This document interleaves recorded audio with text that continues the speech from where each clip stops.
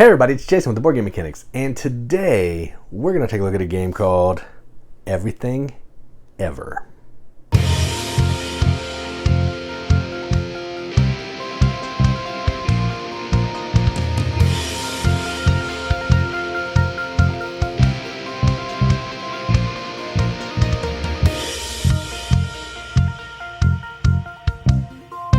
Everything Ever is a party game published by Floodgate Games. Plays 2 to 10 players, the actual version will. I'm not sure who the designer is. I didn't see it in any of my information, so I do apologize for that. I'll put it on the bottom so you can see who it is right here.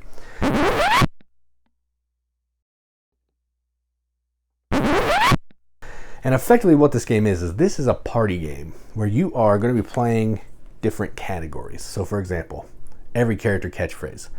If there's going to be 2 of these out on the table, if it comes to you, you either have to say a word that goes with both of those categories or one word that satisfies both together. If you can't do that and you have a card in your hand, you can play a card down and say that word. If you don't have any cards in your hand, you have to take a stack of cards as penalty points, and that's bad. You flip a new one from the deck. Whoever has the most penalty points at the end of the game is the loser. Or whoever has the fewest, sorry. I keep saying most because that's how games work, but whoever has the fewest penalty points is the winner. Everybody else loses. That's it. So that's effectively the game. As per usual now, there's going to be a separate link in the video description where you can go see through watch a playthrough of a few rounds to see if this game is something that you want to check out. Otherwise, let's talk about the components.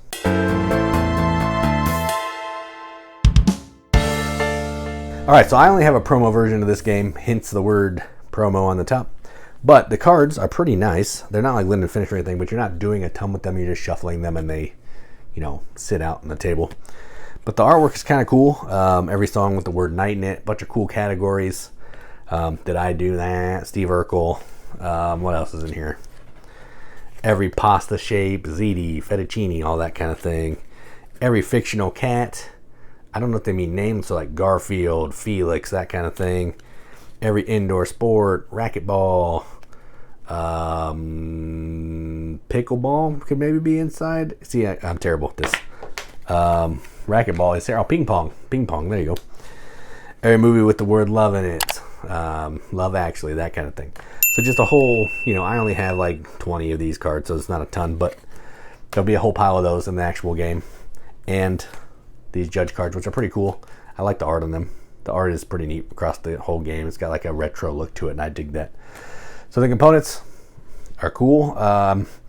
The rules, I'm not sure if there's going to be more rules than this, because this is not super clear, but it's nice that it's on here. There might be a rule book in the full game. I'm not sure on that, but this will get you started. You can see in my playthrough, I still messed up some of it because I haven't played this for a minute and I forgot.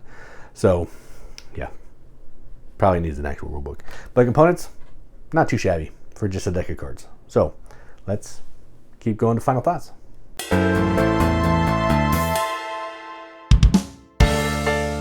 All right, so this is a party game. And if you watch the playthrough video, you would see that it's a pretty simple party game, but it can get kind of tricky. It gets harder, for one of the examples was every G-rated curse word, like daggum, golly, darn, gosh, that kind of stuff. Those are G-rated curse words.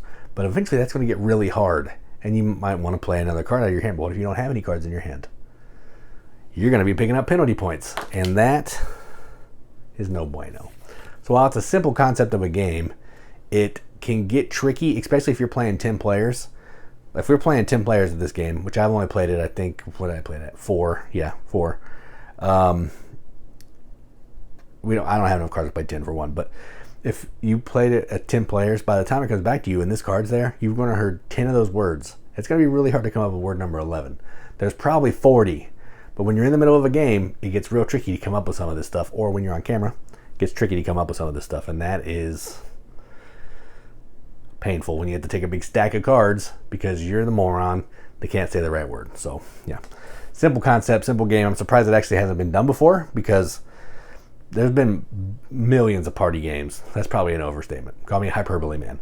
But there have been tons of party games, and it's nice when a party game comes out that feels familiar but yet is different at the same time. But it's easy to teach and play. It doesn't bog you down with a bunch of rules. Hello, card of rules. and you just play, have fun. And if there's some rules ambiguity, just sort it out. It's a party game. Do what you think is best. If you want to draw a card after you play a card, fine. If you want to not draw a card when you run out of cards, take penalty points, fine. Who am I to be the judge? But yeah, it's a simple game. It's not. I don't know how long it's actually going to go with a full deck, because what's it saying here? The game ends when the deck runs out, and it said there's going to be 250 cards in the actual deck. So I don't know if there's different rules to not play all those cards, so I don't know that for sure. But pick 50 cards, whatever, and the deck runs out. Whoever has the most cards is the loser. Yeah, fun game, simple. Not something that's for me probably that I want to play a lot. But if somebody wanted to play it and I had more than just these promo cards, I would play it. I don't hate it, but it's also not something I'm going to take off the shelf probably ever. But if you're into party games and you like words, coming up with stuff in categories, then this is probably a game you should check out. So that is everything ever from Floodgate Games. I'm Jason with the Board Game Mechanics, and as always, keep gaming.